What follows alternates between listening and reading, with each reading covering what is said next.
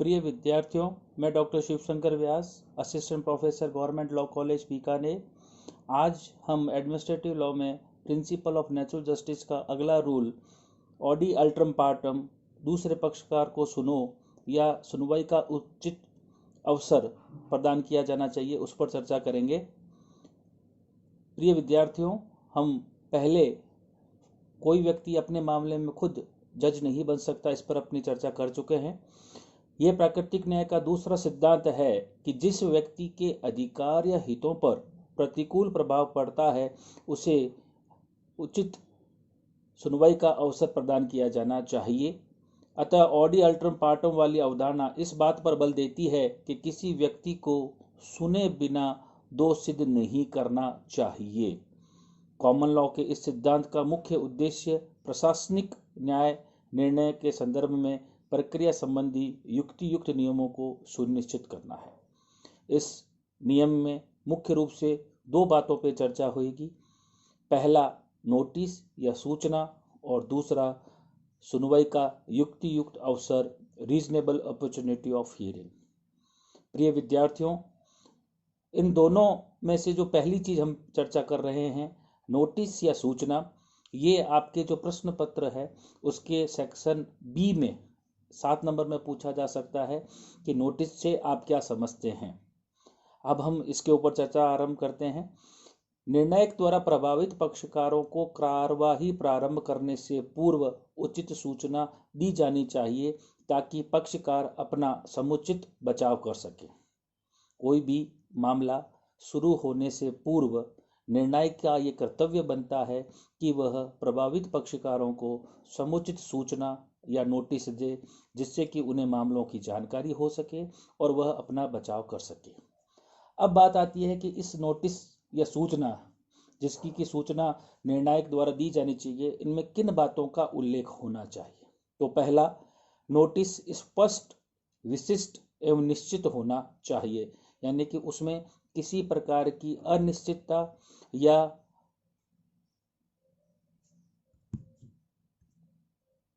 Ambiguity नहीं होनी चाहिए। दूसरा, प्रभावित पक्ष को नोटिस के जवाब देने का उचित समय मिलना चाहिए, अर्थात एक व्यक्ति जिसे नोटिस दिया गया है उसे जवाब के लिए उचित समय मिलना चाहिए। अब वो समय कितना हो, ये हर मामले के तथ्य और परिस्थितियों पर निर्भर करता है। तीसरी इंपॉर्टेंट चीज, नोटिस में केवल और केवल आरोपों का विवरण होना चाहिए।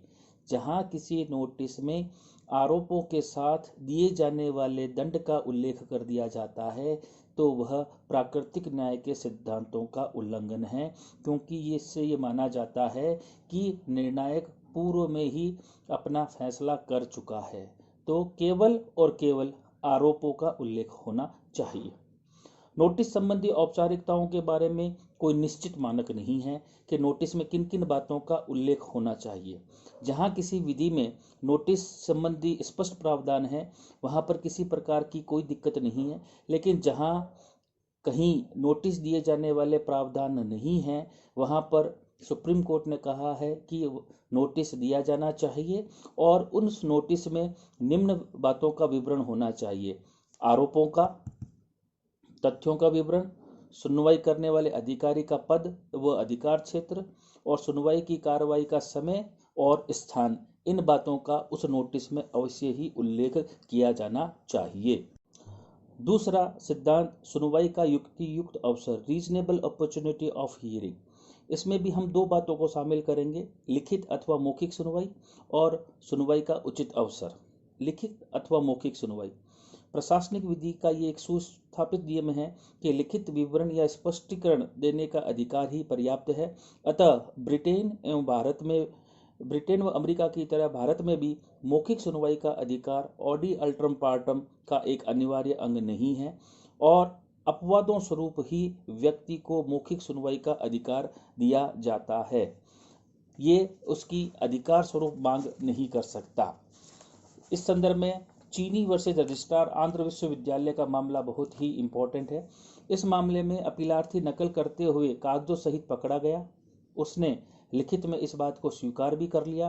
विश्वविद्यालय ने उसे परीक्षा में बैठने के लिए 2 साल के लिए अयोग्य घोषित कर दिया।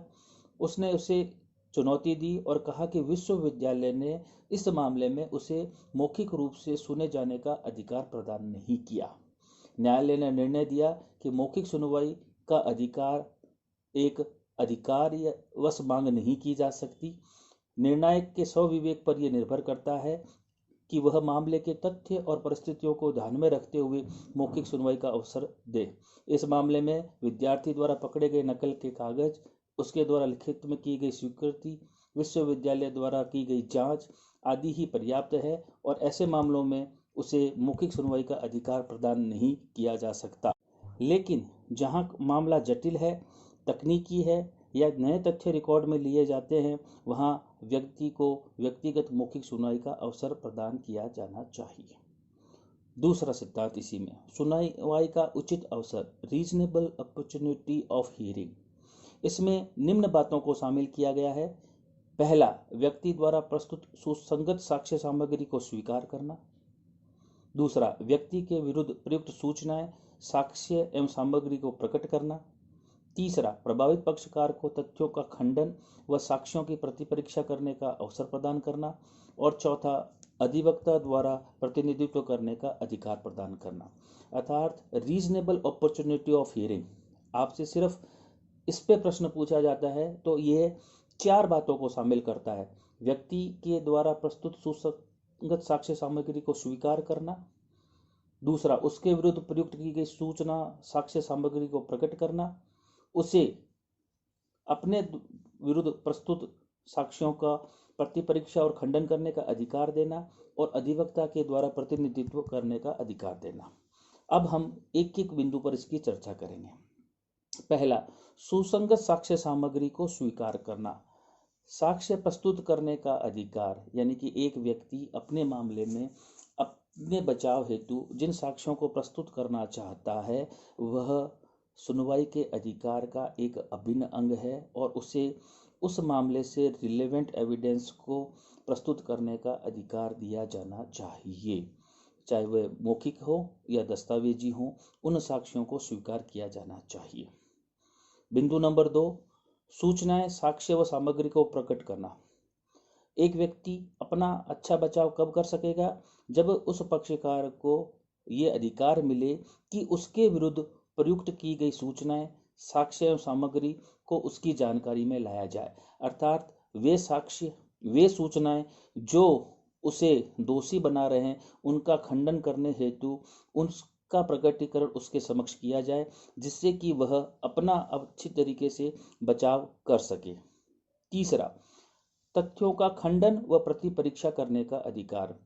उसके विरुद्ध जिन तथ्यों को प्रस्तुत किया गया है उनको खंडन करने का और क्रॉस एग्जामिनेशन करने का उसका अधिकार होना चाहिए। अब यहाँ पर प्रश्न है कि जहाँ तक क्रॉस एग्जामिनेशन, प्रतिपरीक्षा का अधिकार है, ये मामले की परिस्थितियों पर निर्भर करता है, संबंधित विधि पर निर्भर करता है कि क्या उसे क्रॉस एग्जामिनेशन का अधिकार है या नहीं है।